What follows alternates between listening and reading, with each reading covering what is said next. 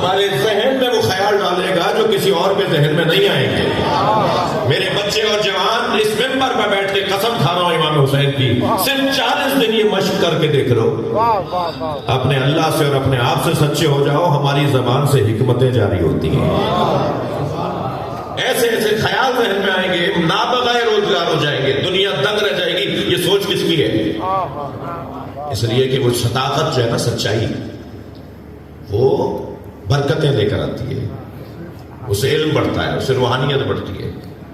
میں پھر دوبارہ تکرار کر رہا ہوں، لمبی داڑھی رکھنے کی میں نہیں کہہ رہا جی، ملا مولوی بننے کی اور کوئی پیر فقیر اور کٹھے گلابے ڈال کر حلیے بنانے کی میں دعوت نہیں دے رہا.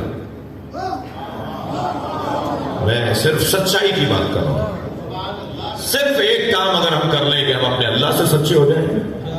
سرکار کی خدمت میں ایک شخص نے آ کے کہا، یا رسول اللہ میں یہ غلط کام کرتا ہوں، میں یہ غلط کام کرتا ہوں، میں یہ غلط کام کرتا ہوں، اتنے غلط کام کرتا ہوں اور سارے نہیں چھوڑ سکتا، مجھے آہستہ آہستہ ایک کام چھوڑوائیے. یا رسول اللہ بتائیے میں سب سے پہلے کون سا کام چھوڑ دوں؟ حضرت نے فرمایا جھوٹ بولنا چھوڑ دوں.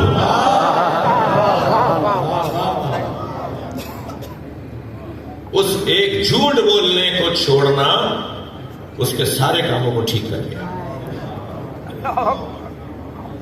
اس لیے کہ غلط کام کر کے آ رہا تھا نبی کی خدمت میں، طے تو کر کے آ گیا تھا جھوٹ نہیں بولوں گا. تو سوچنے لگا اگر نبی نے پوچھ لیا کہ فلاں کام کیا ہے تو کہوں گا ہاں کیا ہے، کیونکہ سچ بولنے کا وعدہ ہے، تو شرمندگی ہوگی، تو یہ بھی چھوڑ دو.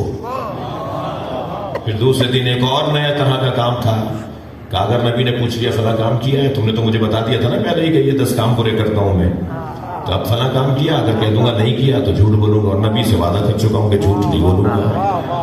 ایک ایک کر کے کچھ ہی دنوں میں سارے غلط کام چھوٹ گئے، ایک سچائی کی وجہ سے.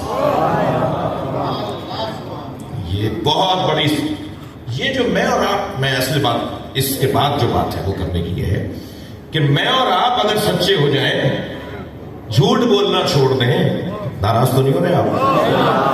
اگر ہم جھوٹ بولنا چھوڑ دیں اور سچے ہو جائیں تو اللہ ہمیں اتنی حکمتیں دے سکتا ہے جنہیں اللہ نے بنایا ہی صادق ہو. کونوا مع الصادقین، سچوں کے ساتھ ہو جاؤ.